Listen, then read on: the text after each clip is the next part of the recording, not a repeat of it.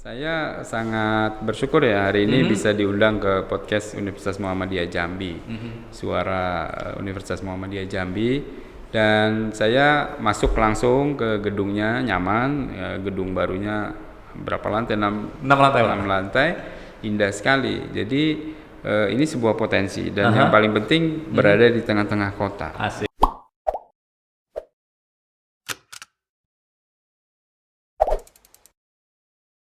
Bismillahirrahmanirrahim.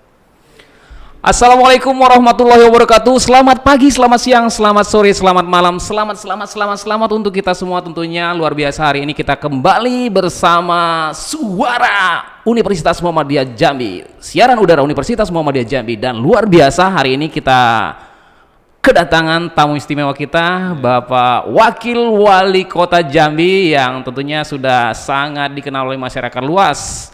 Bagaimana kiprah beliau sebelum dan setelah saat ini menduduki sebagai Wakil Wali Kota Jambi. Luar biasa, selamat datang Bapak Maulana. Terima kasih Mas Akbar, Alhamdulillah sehat. Assalamualaikum warahmatullahi wabarakatuh. Waalaikumsalam warahmatullahi wabarakatuh. Saya agak-agak gugup sebenarnya di ruang podcast Universitas Muhammadiyah Jambi ini kedatangan salah satu tokoh inspiratif Jambi yang kita tahu bahwasanya beliau baru saja dinobatkan sebagai salah satu tokoh inspiratif Jambi, dan satu-satunya beliau dari pemerintah, Pak ya? Ya, dari politikus ya, dari pemerintahan. Luar biasa. Kita beli aplaus dulu dong. Terima kasih. Salah satu tamu istimewa kita pada siang hari yang berbahagia ini. Ya. Baik, mohon izin Bapak Maulana, sebelumnya kami ucapkan selamat datang di podcast Suara Universitas Muhammadiyah Jambi, dan tadi sudah dilakukan penyambutan langsung oleh Bapak Rektor yang sudah memberikan. Pak Rektor sudah menyambut kami, Bapak Dr. Nurdin SME. Benar Bapak? Dengan hangat, tadi sudah diajak berkeliling sedikit di kampus baru Universitas Muhammadiyah Jambi. Luar biasa ya, bagus sekali. Luar biasa. Dan sebagai informasi juga bahwasanya Bapak adalah orang pertama dari dunia pemerintahan yang hadir di podcast kita ini, Pak. Iya. Alhamdulillah ya. Ya, luar biasa. Baik, untuk membuka siaran udara Universitas Muhammadiyah Jambi kita pada hari yang berbahagia ini, mohon izin Bapak mungkin ada sesuatu yang mau disampaikan kepada pemirsa yang menyaksikan podcast kita pada kesempatan kali ini. Silakan Bapak. Baik, bismillahirrahmanirrahim. Assalamualaikum warahmatullahi wabarakatuh. Yang saya hormati Bapak Rektor Universitas Muhammadiyah Jambi, Bapak Dr. Nurdin SME beserta jajaran, dan tentunya host kita Mas Rahmada Akbari, Mas Akbar yang memandu acara ini. Dan para pemirsa sekalian ya, saya merasa bersyukur hari ini diundang di sini di Universitas Muhammadiyah Jambi, bisa berdiskusi, bisa menyampaikan ide, gagasan, dan tentunya Universitas Muhammadiyah Jambi harus menjadi kebanggaan masyarakat Jambi. Amin. Karena kota Jambi itu tidak memiliki sumber daya alam seperti kabupaten. Benar sekali, Pak. Tidak punya batu bara, minyak, hutan, dan lain-lain. Jadi keunggulan kota Jambi itu harus di sumber daya manusia. Kota-kota besar di dunia yang maju, yang justru memang tidak memiliki sumber daya alam banyak, itu biasanya masyarakatnya kreatif dan inovatif dengan tantangan kehidupan yang besar. Oleh karena itu peran dunia pendidikan tinggi itu menjadi hal yang sangat strategis dalam rangka memajukan kota Jambi khususnya dan provinsi Jambi pada umumnya. Benar sekali. Maka Universitas Muhammadiyah Jambi mempunyai peran yang sangat penting membantu pemerintah dalam rangka mencapai tujuannya, yaitu menciptakan sumber daya manusia yang unggul, yang baik, yang berkualitas, dan tentu yang beriman dan berakhlak itu. Amin.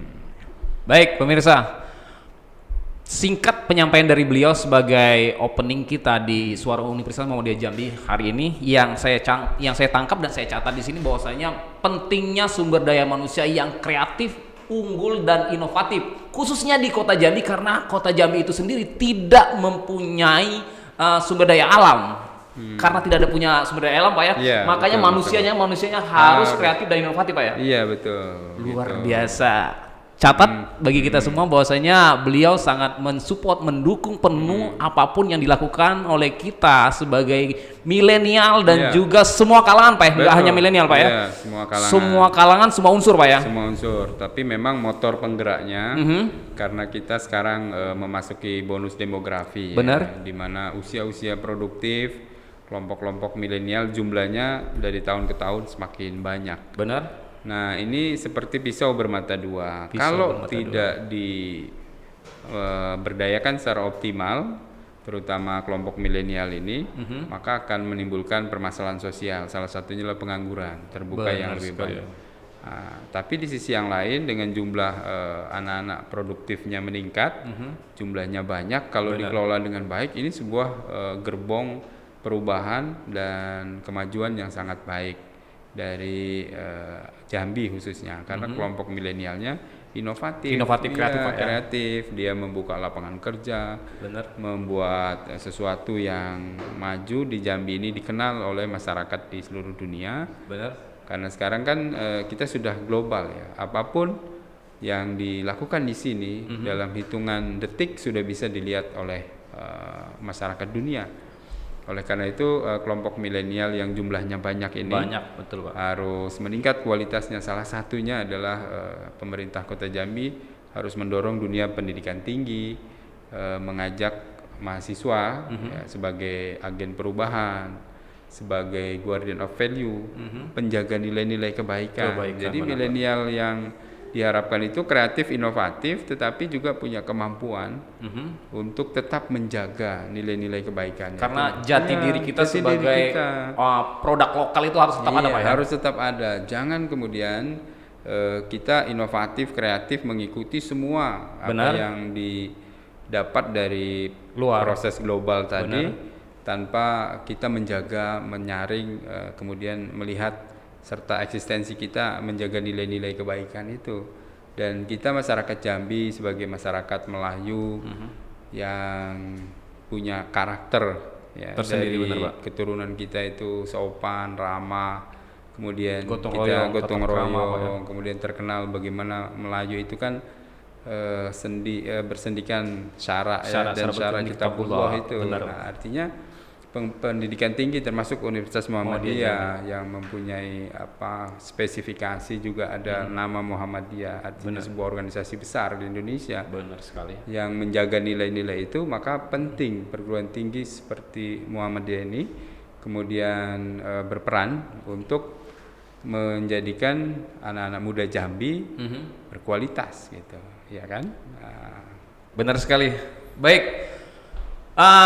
Penyampaian dari beliau tadi bahwasanya di era globalisasi 4.0 ini bahwasanya pemanfaatan teknologi itu apabila tidak cerdas kita menggunakannya bisa berupa pisau bermata dua. Dan Universitas Muhammadiyah Jambi itu sendiri merupakan salah satu ataupun universitas yang sangat menjunjung tinggi keberagaman. Kalau masyarakat luas melihatnya, mendengarnya langsung mungkin ketika mendengar Universitas Muhammadiyah, pasti di situ Muslim semua. Enggak, karena di Universitas Muhammadiyah Jambi itu sendiri seperti yang Bapak bilang tadi bahwasanya keberagaman itu sangat kita junjung tinggi. Di sini ada yang beragama Buddha, Hindu, Konghucu, Kristen dan lain-lain sebagainya. Dan artinya sejalan Pak ya dengan apa yang Bapak sampaikan tadi Pak ya. Betul. Jadi memang keberagaman itu sebuah keniscayaan, dan kita di Jambi masyarakat Melayu khususnya itu mengembangkan Islam yang moderat, Islam yang rahmatan lil alamin, yang konsepnya adalah bagaimana Islam diterjemahkan dalam aplikasi kehidupan untuk memberikan manfaat yang sebesar-besarnya bagi masyarakat. Jadi toleransi yang tadi Mas Akbar singgung itu menjadi satu karakter bagi kita, dan kota Jambi ini adalah kota yang sangat terbuka dan sangat heterogen. Semua suku yang ada di Indonesia itu ada di Jambi.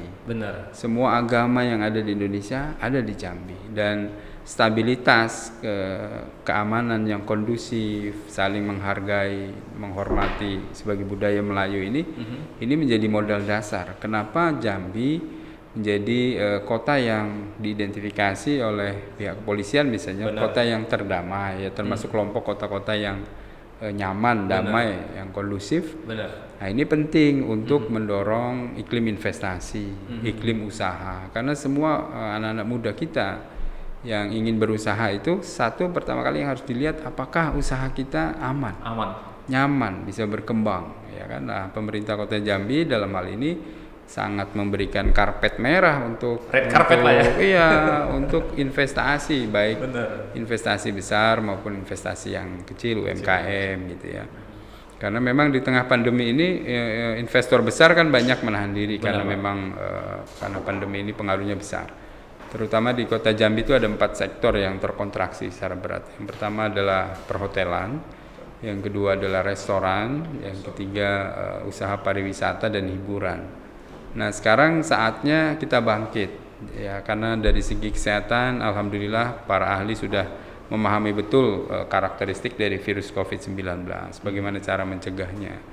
Kemudian saat ini juga kita sedang mengembangkan upaya pencegahan melalui vaksinasi.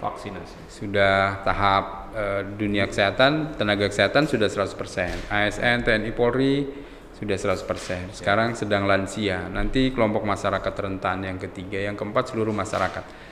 Nah, kalau semua proses ini berjalan dengan harapan, tentu juga dengan iringan doa kita, mudah-mudahan pandemi COVID ini sempat berlalu, maka problem yang berikutnya adalah bagaimana pemulihan ekonomi secara cepat. Ya, nah, itu mendorong UMKM kita tumbuh. Nah, UMKM yang bisa tumbuh saat ini itu adalah UMKM yang bersinggungan atau memanfaatkan digitalisasi teknologi. Nah, yang bisa lebih cepat adaptasi dengan masalah teknologi itu adalah kelompok-kelompok anak muda kita, gitu, milenial.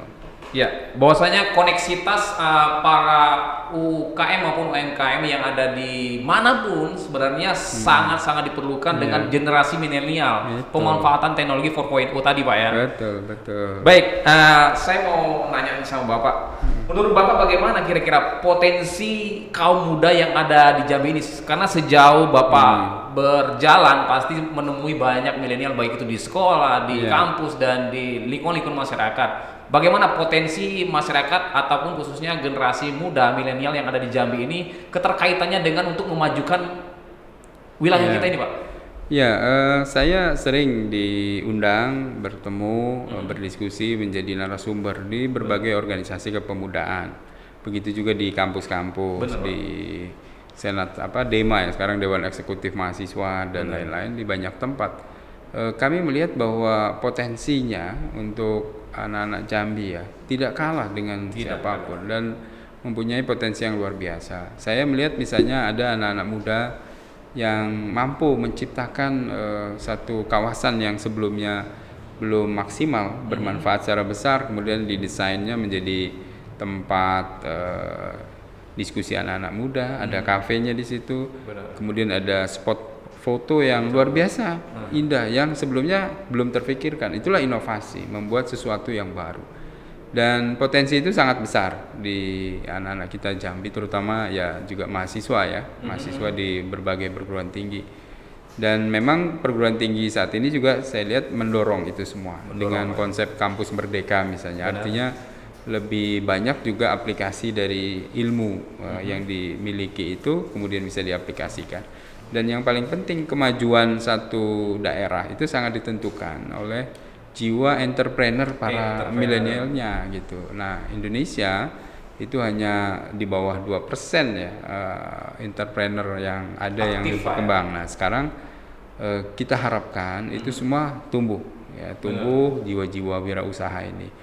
Karena apapun kemampuan dan keilmuan kita yang kita kuasai di kampus ya, misalnya fakultas apa, teknik ataupun apapun lah, kedokteran ataupun yang lain, itu harus ada sentuhan-sentuhan wirausaha ya.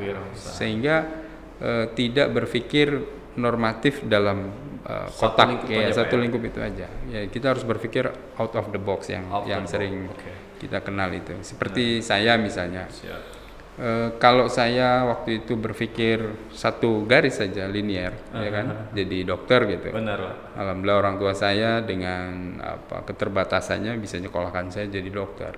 Kemudian saya praktek bersama istri saya juga alhamdulillah dokter.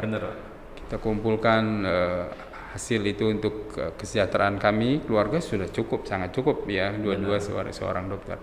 Tetapi ketika itu saya berpikir harus keluar dari sistem itu karena pesan orang tua saya, nanti saya sekolahkan satu gitu, banyak harta habis jual sawit dan sebagainya, tetapi nanti kalau sudah jadi dokter bisa membantu saudara-saudara yang lain.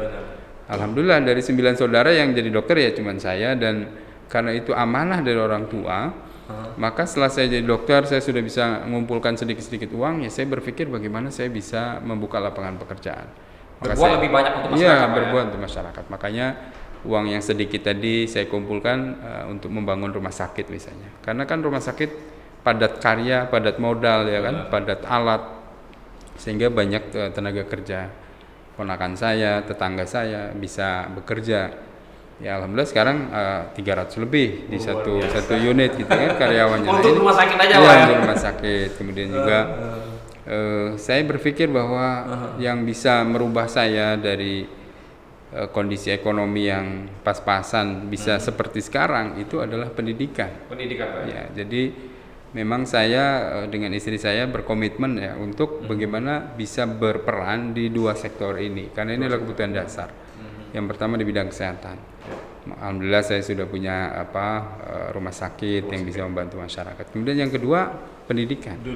Pendidikan ini yang paling penting. Makanya kita harus bersinergi.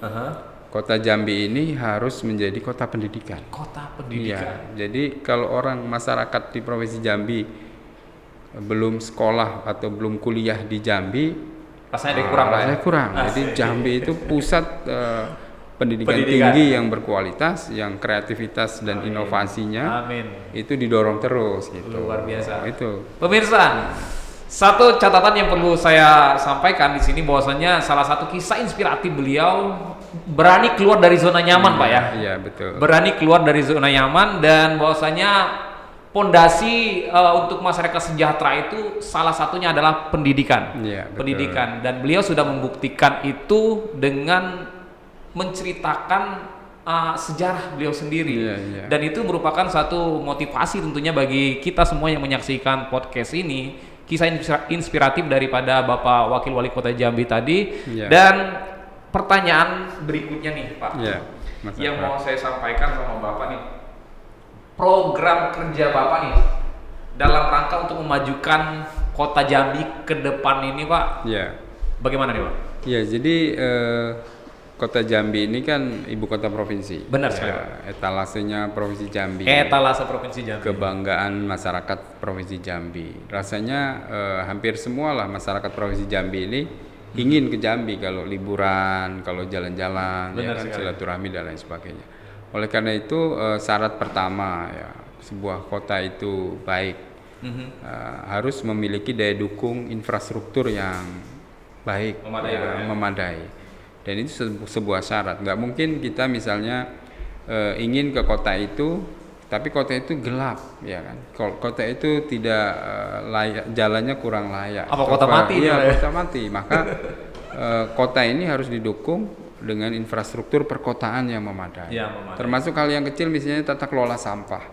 Itu penting, dan alhamdulillah Kota Jambi terus membenahi diri sehingga di bawah kepemimpinan kami berdua dengan Bapak Wali Kota ya, Pak Dr. Haji Syarif Fasa, hal-hal yang kecil ini menjadi perhatian untuk supaya melihat Kota Jambi itu indah, nyaman, dan orang kemudian tertarik kembali, datang kembali. Pingin datang lagi, Pak. Iya, pingin datang lagi ke Jambi. Nah, itu dari segi infrastruktur. Kemudian yang kedua adalah memang dari segi daya dukung pelayanan publik. Ya, daya dukung pelayanan publiknya harus baik. Makanya kami pemerintah kota sekarang sedang menyiapkan mall pelayanan publik. Mall pelayanan publik. Jadi kayak kita masuk mall itu. Sepertinya ini real model tersendiri nih. Iya, jadi apapun ada kan, mau nyari kecap ada, mau nyari saus ada. Nah, begitulah juga prinsipnya. Mall pelayanan publik itu adalah semua pelayanan publik ada di sana. Bahkan kita kepengen juga instansi vertikal seperti imigrasi, kemudian kepolisian, ngurus SIM nanti di satu tempat. Jadi masyarakat cukup datang ke mall pelayanan publik bisa terlayani secara maksimal semua kebutuhan, termasuk perizinan, kemudahan investasi. Nah, ini bangunannya insya Allah tahun ini Sudah tinggal persiapan-persiapan, nanti kita launching sama-sama. Nah, luar itu biasa. sebuah kemudahan ya bagi anak-anak muda juga. Jadi jangan takut memulai usaha. Wah, perizinannya sulit. Sekarang kita permudah. Pokoknya berinovasilah, berkreasilah, berusahalah di Kota Jambi, insya Allah aman. Ya, secara perizinan kita permudah, kita bantu. Nah, itu juga sebuah program yang bisa mendorong UMKM kita tumbuh. Bahkan di setiap kecamatan ada namanya paten ya, pelayanan yang dengan modal yang kecil, UMKM itu nggak perlu ke tingkat kota, semua sudah Cukup kita di sana aja, delegasikan di kecamatan. Jadi semua Ibu Camat, Pak Camat yang mengeluarkan Sudah bisa cukup keluar, gitu ya. Tujuannya apa ya? Itu tadi mendorong UMKM kita. Biar lebih cepat Iya, untuk karena selama pandemi ini investasi besar yang ke Jambi itu kalau kita lihat perbandingannya ya 2019 itu 1,3 triliun. 1,3. Di 2020 itu hanya 240 miliar. Artinya Jauh sekali, terjadi Pak. penurunan ya sekitar seperlimanya saja ya kan. Nah, padahal setiap investasi itu pasti membuka lapangan pekerjaan. Benar. Ya kan? Ada Setuju, Pak. proses yang bisa mengajak anak-anak muda Jambi yang nganggur bisa kerja. Benar. Tetapi dengan investasi besar ini yang terhambat karena pandemi ini, satu-satunya cara adalah mendorong UMKM tumbuh. Makanya anak-anak muda yang punya kreativitas di bidang misalnya kafe ya, Kopi Jambi kan punya daya tarik tersendiri dan lengkap di dunia kan. Ada Arabica, ada Robusta, ada Liberica, semua ada di sini. Nah, kemudian dikreasikan. Karena budaya ngopi ini tidak hanya ngopi di sana, ternyata juga bisa berdiskusi, bisa berinteraksi secara langsung dan anak-anak muda menjadi gaya hidup sekarang ya, lifestyle yang saya kira itu positif selagi kegiatan-kegiatannya memang mendukung untuk kemajuan anak-anak muda. Nah, juga di bidang-bidang lain. Kita ingin mengembangkan misalnya Danau Sipin sebagai pusat wisata dengan tema ekowisata gitu ya. Jadi wisata yang mengembangkan alam. Kenapa Danau Sipin menjadi kebanggaan kita ya? Karena kalau kita melihat kota-kota yang maju di dunia itu selalu kalau nggak dibelah sungai, dia punya danau. Benar. Nah, kita di Jambi punya danau di tengah kota. Satu-satunya yang kota. memiliki danau di tengah kota, Pak. Iya, dan aksesnya mudah gitu. Makanya pemerintah kota juga mengadvokasi pemerintah provinsi, pemerintah pusat, ayo keroyokkan kita bangun ini. Nah, ini juga bagian dari upaya untuk membangun Jambi dari segi UMKM. Karena nanti setiap kemajuan satu kawasan wisata Danau Sipin itu multiplier efeknya banyak sekali kan. UMKM bisa tumbuh. Orang berwisata pasti bawa duit, pasti mau beli oleh-oleh, pasti mau makan, Pasti mau foto-foto. pasti mau foto-foto. Jadi semua itu harus kita integrasikan, harus dilihat sebagai sebuah potensi besar yang harus dikeroyok rame-rame. Termasuk juga sekarang kita mengharapkan memang dunia pendidikan tinggi itu juga menghasilkan hasil-hasil riset, penelitian yang tepat guna, artinya bisa diterapkan gitu. Jadi hasil-hasil penelitian perguruan tinggi kita sering juga manggil para tokoh, para ahli di bidangnya masing-masing untuk kemudian merumuskan keinginan kita ke depan itu disesuaikan juga dengan fakta-fakta ilmiah, didukung oleh naskah-naskah akademik yang berkualitas. Nah, itu harapannya kemitraan antara pemerintah dengan dunia pendidikan tinggi ya, supaya mendorong para pelaku usaha termasuk UMKM lah sekarang yang kita harapkan itu tumbuh Di UMKM. Iya, karena kalau investasi besar dengan COVID ini memang banyak susah ya menahan diri ya, tidak mengeluarkan investasinya sehingga Kota Jambi ini tumbuh dari UMKM sekarang gitu.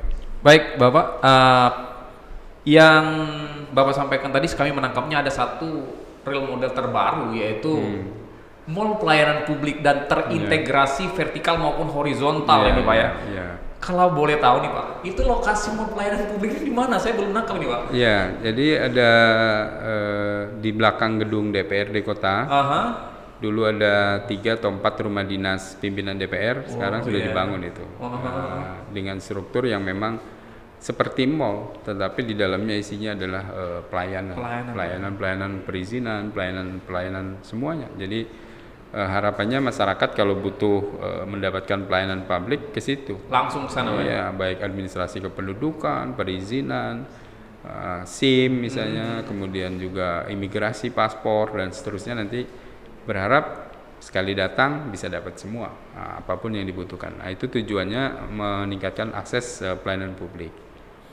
Itu kemudian yang ketiga tadi tujuan kita adalah masalah sumber daya manusia. Itu menjadi prioritas karena kita memang harus unggul di SDM. SDM, benar sekali. SDM-nya harus unggul karena nggak punya sumber daya alam, ya kan?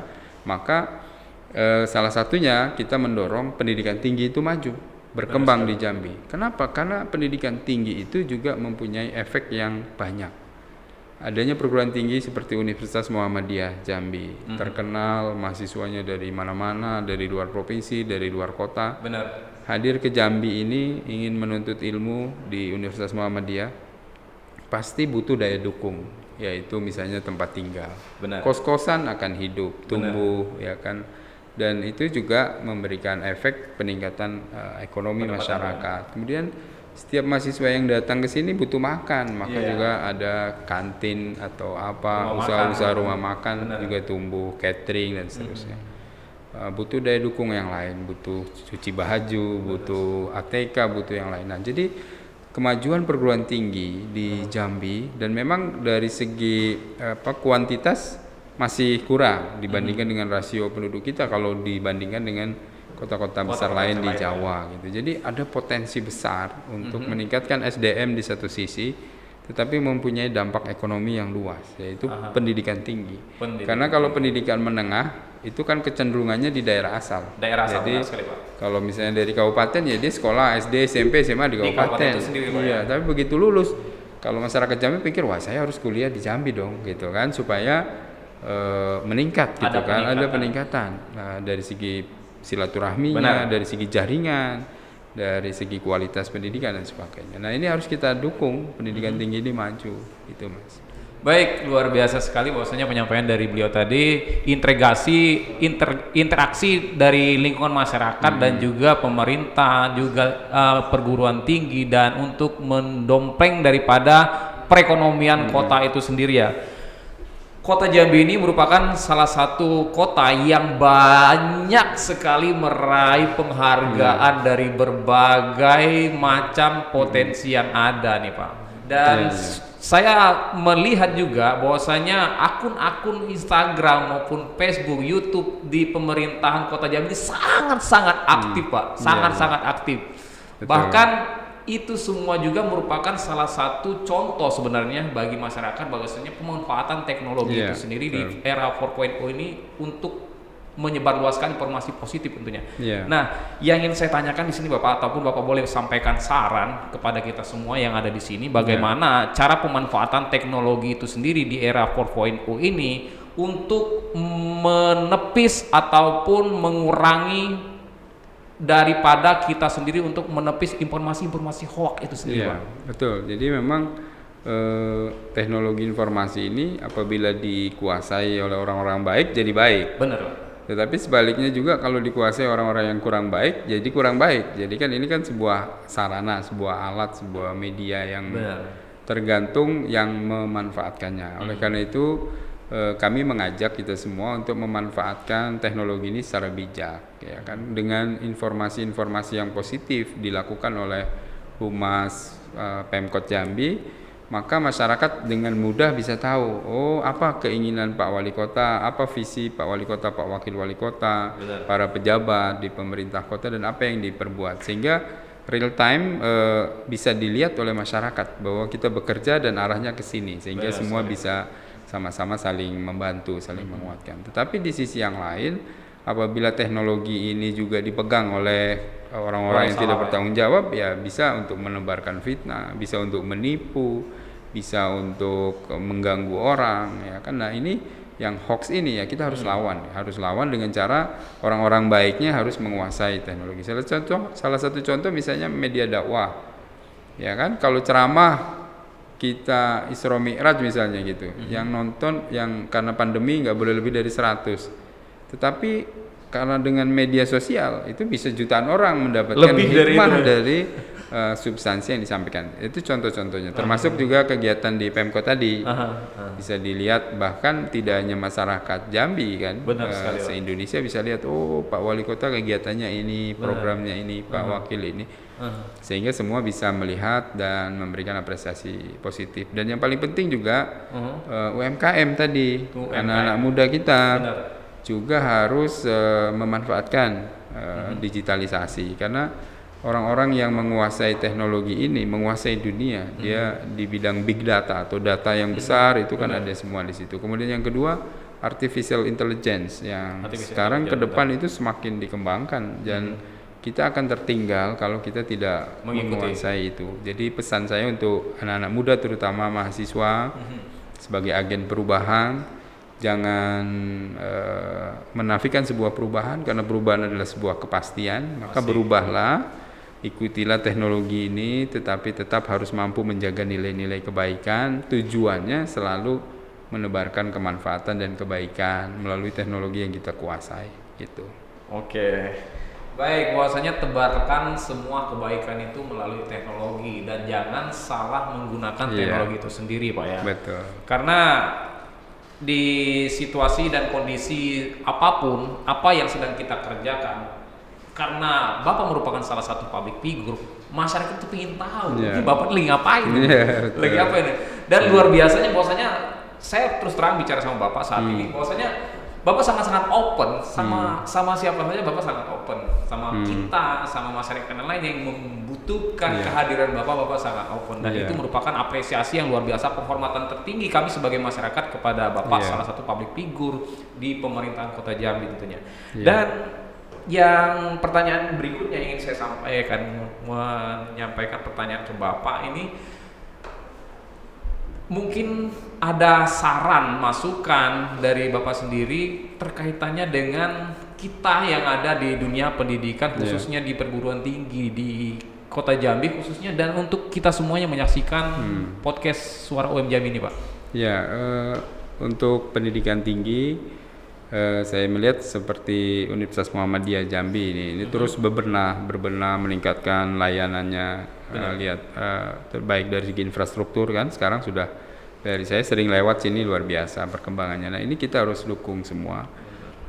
Kemudian juga tentu kualitasnya, karena sekarang kan masyarakat sudah tidak lagi melihat bahwa perguruan tinggi ini negeri atau swasta, tapi yang dilihat adalah bagaimana akreditasinya, bagaimana kualitas pendidikannya. Apalagi Universitas Muhammadiyah berada di tengah kota, ya kan, aksesnya mudah dan lain sebagainya. Jadi saya berpikir memang bahwa di Kota Jambi ini nanti akan tumbuh perguruan tinggi yang berkualitas, yang akreditasinya baik, sehingga menjadi sasaran dari mahasiswa, calon-calon mahasiswa, tidak hanya di Kota Jambi, tapi di luar kota dan di luar Provinsi Jambi, bahkan secara nasional. Benar.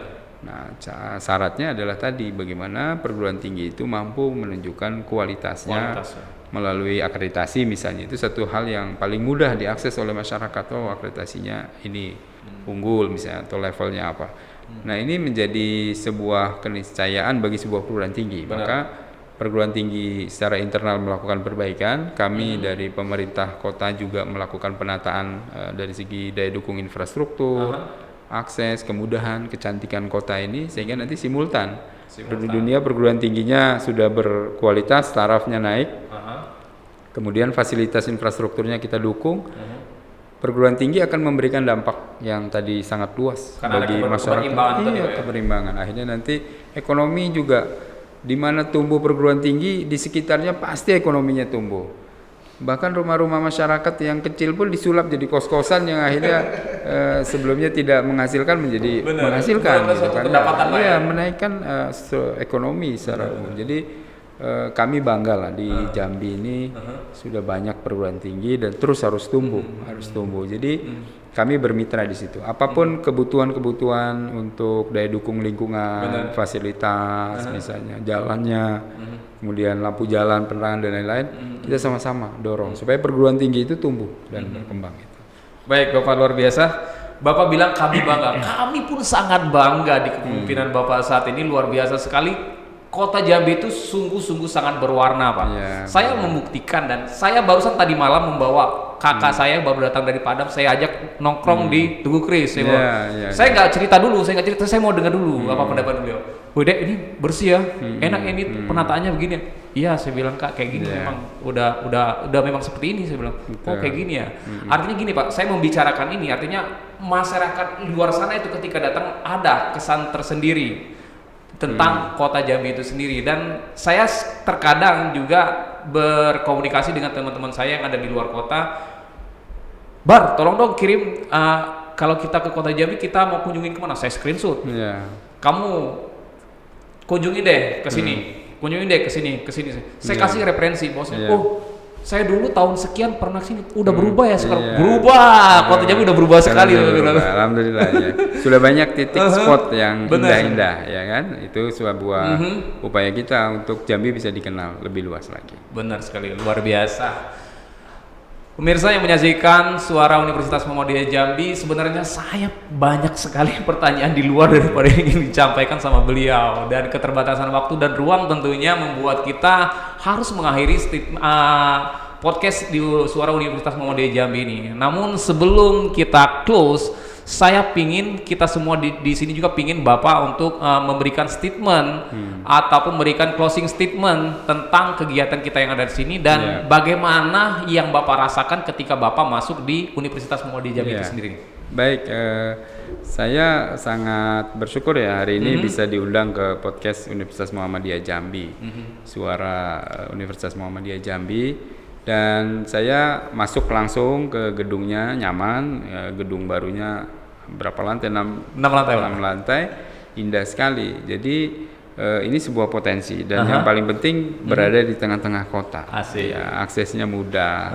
Oleh karena itu saya mengajak kita semua yang ingin menempuh pendidikan tinggi, ayo kuliah di Universitas Muhammadiyah Jambi yang mempunyai fasilitas yang cukup lengkap ya, sangat lengkap bahkan, gedungnya bagus dan berada di tengah kota, itu yang paling penting.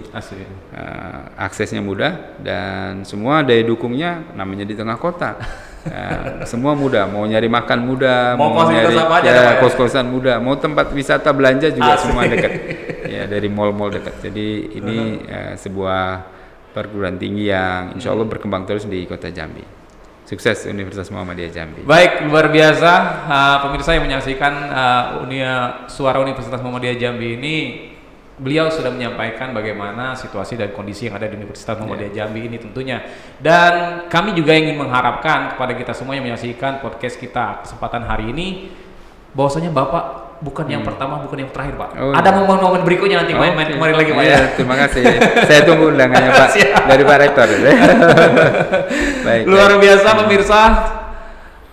Di sini kami akan mengakhiri daripada Suara Universitas Muhammadiyah Jambi pada hari yang berbahagia ini. Mohon maaf apabila ada salah-salah kata, salah-salah ucapan, salah-salah penyebutan dan lain-lain sebagainya. Bahwasanya apa yang saya sampaikan saat ini adalah untuk memberikan informasi terupdate di Universitas Muhammadiyah Jambi tentunya, dan untuk kota Jambi yang dalam hal ini langsung disampaikan oleh Bapak Wakil Wali Kota Jambi, Bapak Maulana. Terima kasih Mas Akbar. Mohon maaf juga kalau ada yang salah atau kurang pas.